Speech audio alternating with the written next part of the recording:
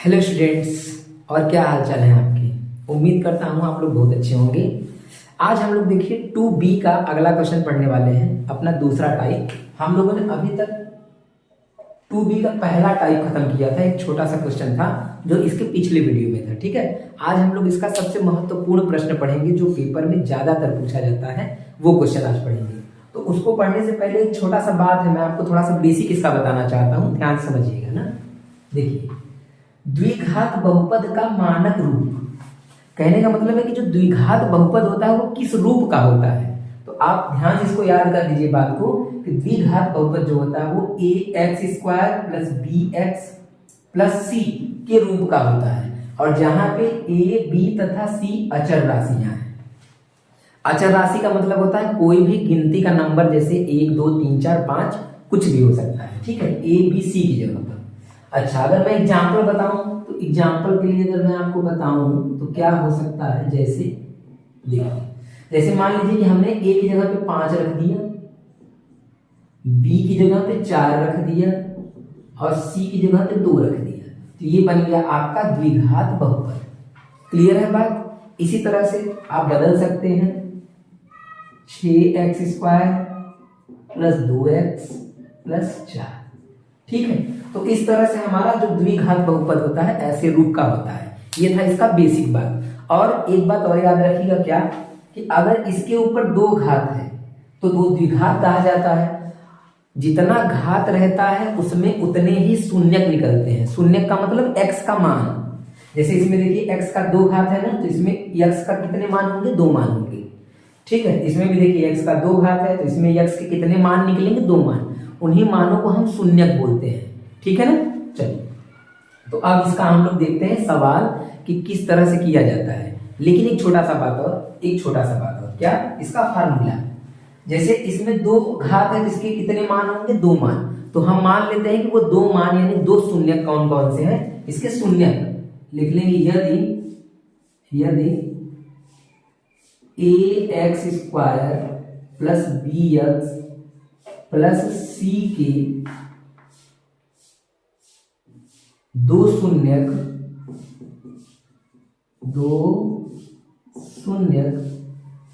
Alpha तथा beta हों तो ध्यान से समझिएगा बात को ना। ये अल्फा ए की तरह बनता है और बीटा बी की तरह बनता है, थोड़ा सा चेंज रहता है बस। ठीक, तो अगर इसके शून्यक हमने मान लिया अल्फा और बीटा है, मतलब x के 2 ठो हमने हल मान लिया कि x, पहले x का मान अल्फा है, दूसरे x का मान बीटा हो, तो आपको ये सूत्र याद रखना है। क्या, तो सूत्र याद रखना है, शून्यकों का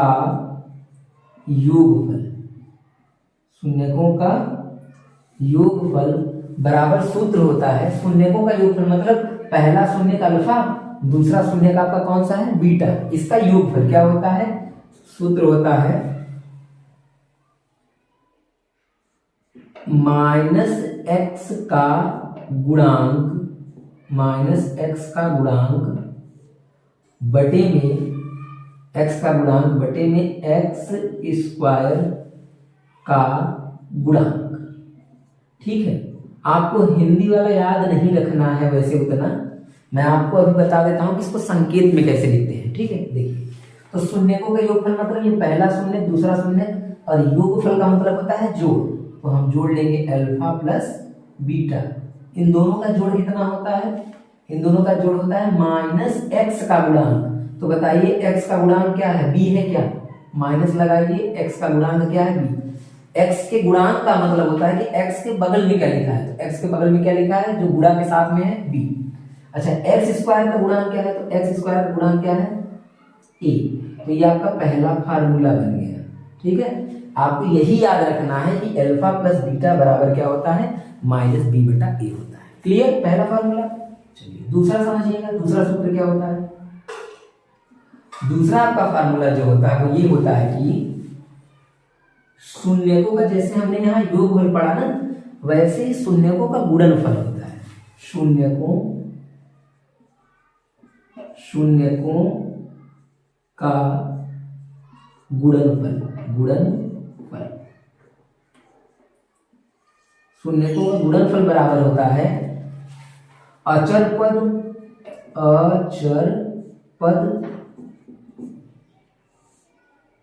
बटे में एक्स स्क्वायर का गुणक।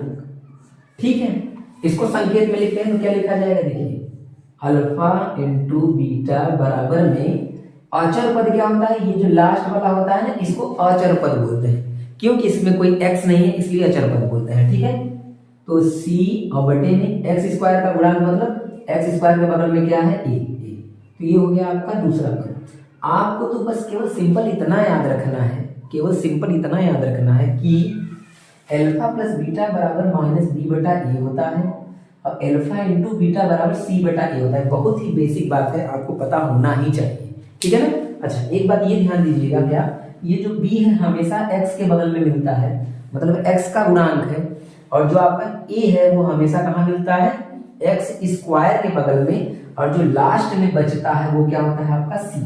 इतना पॉइंट आप बिल्कुल एकदम अच्छे से याद रखिएगा, तब आपको देखिए सब कुछ समझ में आएगा। कुछ लोग कहते हैं कि ये सवाल समझ में नहीं आता, मैं आपको बता रहा हूँ कि बस मेरी बातों को ध्यान से सुनिएगा, इधर उधर करके नहीं, एकदम बिल्कुल ध्यान सुनिएगा, आपको एक एक पॉइंट समझ में आएगा। नहीं तो मेरा पढ़ाना बेकार है अगर आपको समझ में नहीं है। ठीक है ना, तो ये याद रखिएगा। आइए अब देखते हैं इसके सवालों को, इसके सवाल कैसे होते हैं। ठीक, चलिए पहला क्वेश्चन देखते हैं।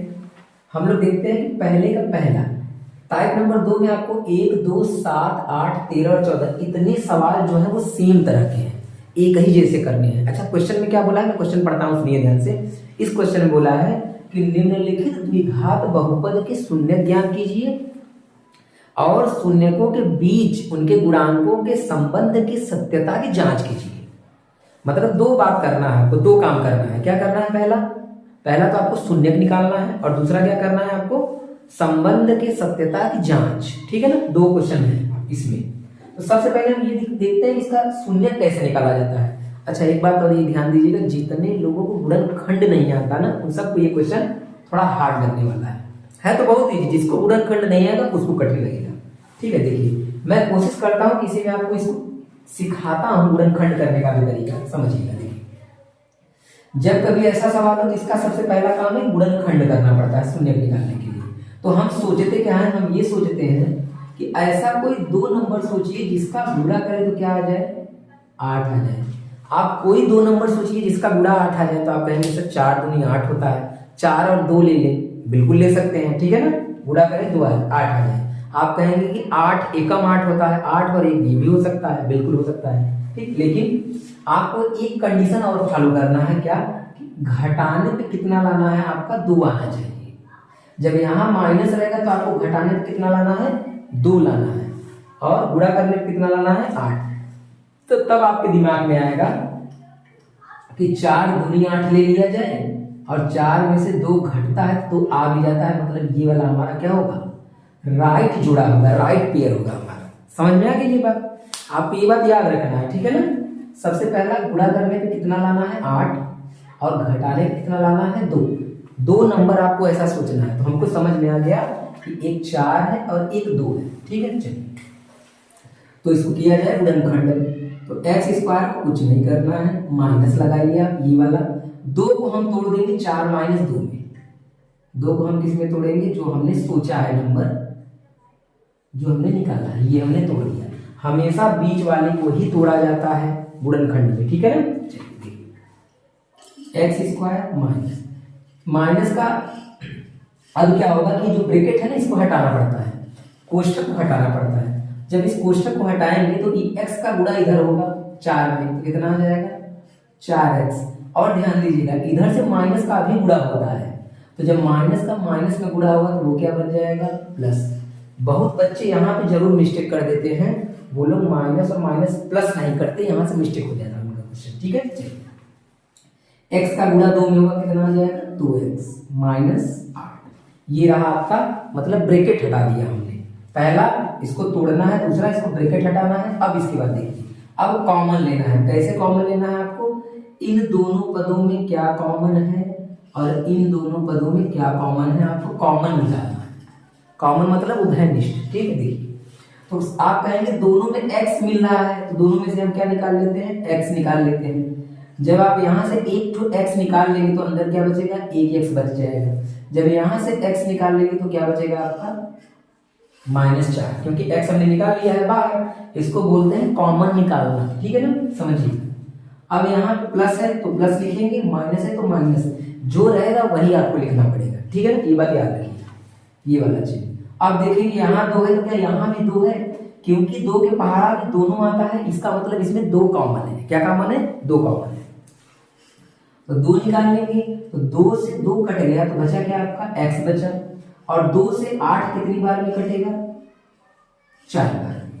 2 से 8 कितनी बार में कटेगा, 4 बार में। तो ये आ गया आपका गुणनखंड, ठीक है। तो गुणनखंड में एक बात ये याद रखना है कि ये वाला और ये वाला पार्ट हमेशा क्या होता है, बराबर होता है, हमेशा, अलग अलग नहीं हो सकता। अगर अलग होगा तो समझ लीजिए कि आपने कहीं गलती करा है क्वेश्चन में, ठीक है। देखिए, तो ये वाला पार्ट दोनों सेम है, तो अब हम क्या करेंगे, इसी को कॉमन ले लेंगे बाहर, दोनों में है। तो x - 4 जब आप कॉमन लेंगे ना तो ये इससे कट जाएगा, बचा क्या आपका x बचा, और ये इससे कट गया, बचा क्या आपका +2 बचा। या आपको मैं दूसरी भाषा में समझाऊं कि कैसे किया जा सकता है। ये जो दोनों में आपको दिखता है ना, ये दोनों में, इसको एक बार लिखिए एक कोष्टक में, ब्रैकेट वाला एक बार एक कोष्टक में, और जो ब्रैकेट के बाहर है उसको अगले कोष्टक में लिख लीजिए, x² + 2। ऐसे भी आप कर सकते हैं, वही बात पड़ेगा, ठीक है ना। चलिए देखिए, लेकिन जो असली बात है वो तो कॉमन लेने वाला बात है। अब हम क्या करेंगे, इसका शून्यक निकालना है। तो शून्यक निकालने के लिए सबसे पहला काम है कि गुणनखंड करना। ये आपका गुणनखंड हो गया, ठीक है। 2 खंडों में बंटना ही तो गुणनखंड कहा जाता है, गुणनखंड हो गया। अब क्या करेंगे, समझिएगा। अब लिखेंगे शून्यक के लिए, क्या लिखेंगे, शून्यक के लिए हमको क्या करना पड़ता है, शून्यक के लिए हमको एक बार इसके बराबर में 0 लेना पड़ेगा, एक इसके बराबर में 0 लेना पड़ेगा, इसलिए शून्यक ऐसे ही निकलता है, ठीक। x - 4 एक बार पहले वाले के बराबर में 0 लिखेंगे, और फिर एक बार हम लोग इसके बराबर में 0 ले लेंगे, x + 2 = 0, ठीक। दोनों को हमको एक बार इसके बराबर 0, एक बार इसके बराबर 0 ले लेना है, और ब्रैकेट हटा सकते हैं, लगा भी सकते हैं, उससे दिक्कत नहीं है, क्योंकि ब्रैकेट तो हटाना ही पड़ेगा। तो x बराबर में 4 उधर चला जाएगा तो क्या बन जाएगा, प्लस, इधर माइनस उधर प्लस, 0 लिखा नहीं जाता, 2 उधर लेके जाएंगे तो x बराबर में क्या हो जाएगा, -2। तो ये रहा आपका दोनों शून्यक। शून्यक निकालना आप सीख गए, इस तरह से शून्यक निकालेंगे जितने भी इसके सवाल हैं। तो सबसे पहले जब इतना कर लेंगे तो आप लास्ट में क्या लिखेंगे, अतः इसके शून्यक, अतः इसके शून्यक क्या क्या मिल गया, 4 तथा -2 है। क्लियर हो गया बात। ये हिंदी आप लिख देंगे तो बहुत अच्छा रहेगा, इससे आपका नंबर बेस्ट मिलेगा, अच्छा मिलेगा, ठीक है ना। चलिए, क्योंकि इससे तो लगता है कि लिखने का तरीका आपको पता है, ठीक। आगे देखते हैं, सत्यता की जांच। इसके बाद सत्यता की जांच आती है। सत्यता की जांच करने में बच्चे बोलते हैं थोड़ा कठिन है, लेकिन मैं आपको बताता हूँ एकदम सिंपलेस्ट वे में कि सत्यता की जांच कैसे करते हैं। देखिएगा, सबसे पहला काम होगा आपका, सवाल जो आपका है, क्वेश्चन, उसको लिख लीजिए। जो आपका प्रश्न है उसको लिख लीजिए। ये प्रश्न हमने लिख लिया। अब मैंने आपको अभी पीछे बताया था कि इसमें A B C का मान होता है। कहाँ होता है, यहाँ A होता है, यहाँ B होता है, यहाँ C होता है, लास्ट वाला ना। तो हम लोग क्या करेंगे, एक छोटा सा शब्द लिखेंगे तुलना करने पर। क्या करने पर, तुलना करने पर। तो हमको पता चलेगा कि A बराबर कितना मिलेगा, तो A बराबर यहाँ पे 1 छुपा होता है तो ये 1 मिल जाएगा। B बराबर कितना मिलेगा, -2। C बराबर कितना मिल जाएगा, -8। माइनस आपको लिखना है, अगर माइनस में रहेगा तो माइनस लिखना है, ठीक। ABC पता चल गया। अब आप आराम से सत्यता की जांच करेंगे, लिखेंगे अब क्या, अल्फा प्लस बीटा बराबर -B/A से, ठीक है ना। अब वैल्यू रखिए, मान रखिए। अल्फा का मान क्या है, तो मैं आपको बता दूं, जो पहला वाला होता है ये अल्फा होता है, और जो दूसरा वाला होता है ये बीटा, बल्कि आप एक काम करिए, क्या करिए, यहीं बगल में तथा करके लिख लीजिए अल्फा के बराबर में आपका कौन सा मान आया है 4, बीटा के बराबर में कौन सा मान आया है आपका -2। यही बगल में लिख लेंगे तो बल्कि और भी अच्छा रहेगा मेरे हिसाब से, ठीक है ना, जानकारी रहेगी। तो अल्फा का मान यहाँ पे रख देंगे 4 प्लस बीटा का मान रख देंगे -2 बराबर माइनस बी का वैल्यू कितना है -2 है। देखिए एक माइनस फार्मूले में है ना, और एक माइनस उसका है तो डबल माइनस हो जाएगा। जब माइनस वाला वैल्यू रखते हैं तो ब्रैकेट बंद करेंगे, और ए का वैल्यू कितना है 1।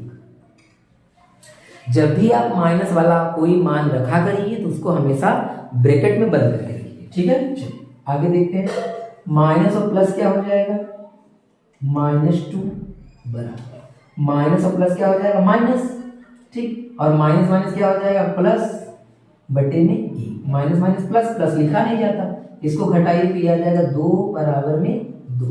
ये हो गया आपका पहला चांस, फर्स्ट चेक हो गया।